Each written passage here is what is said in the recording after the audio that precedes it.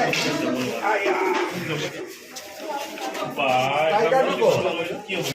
দিয়ে মাৰিব লাগিব না মই নোৱাৰিম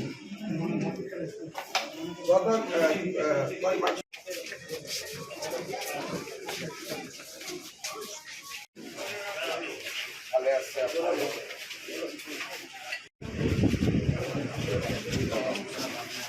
একদম ভালে থাকিব কিবা অসুবিধা হ'লে লগে লগে বিশ্বজিত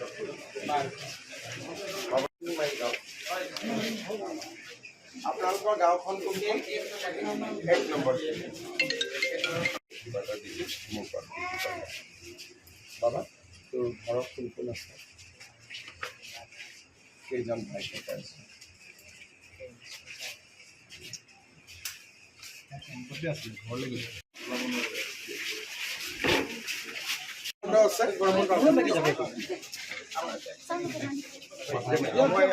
আপোনাৰ কিমান আছে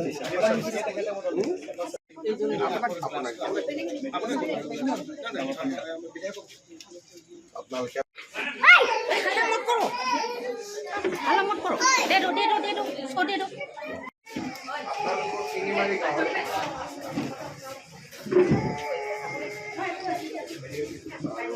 কেইদিন হ'ল ইয়াতে এতিয়াতো বোকা হৈ আছে যেদিন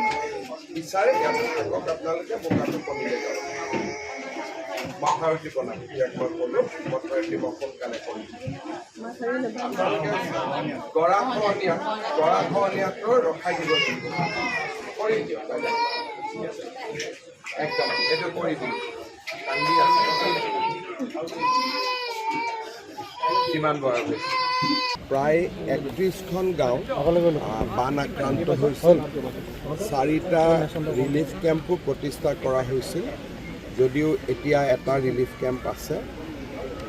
মই বানপানীৰ সময়ত জিলা আয়ুক্ত বিধায়কৰ লগত সম্পৰ্কত আছিলোঁ আজি মই নিজে আহি ৰাইজৰ খা খবৰ ল'লোঁ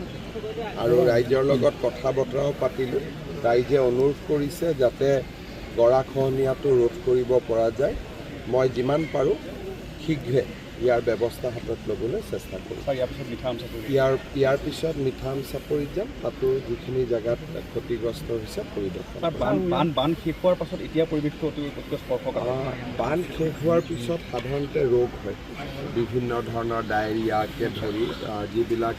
ৱাটাৰবৰ্ন ডিজিজ বুলি কয় এই ডিজিজবিলাক হোৱাৰ দেখা যায় কিন্তু ডক্টৰসকলৰ লগত কথা পাতিছোঁ তেওঁলোকে কৈছে পৰিস্থিতি নিয়ন্ত্ৰণত আছে গৰ্ভৱতী মহিলাসকলক হস্পিটেললৈ পঠোৱা হৈছে এই মুহূৰ্তত চিন্তাৰ বিশেষ কোনো কাৰণ যিকোনো খবৰৰ বাবে যোগাযোগ কৰক 7099017330 লগতে 7099017110 নম্বৰত